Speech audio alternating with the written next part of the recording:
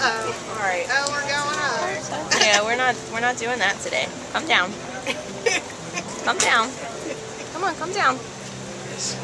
Come down. You're not getting food, so you come down. Good girl. Does she understand? No, she just knows that I'm trying to bribe her. Come on. Over here. Go get it. She seems very social. Yeah. Oh, yeah. They're actually very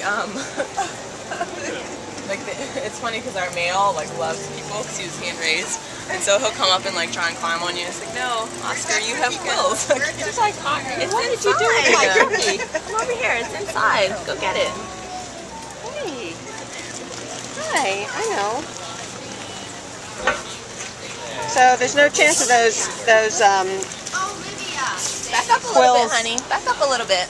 quills taking off, huh? No, they actually don't shoot them. They just are very loosely attached, so they can, like, if you were to touch her, then they would come out of your hand, and sometimes they fall out. Right. But that's just What's her name? Fauna.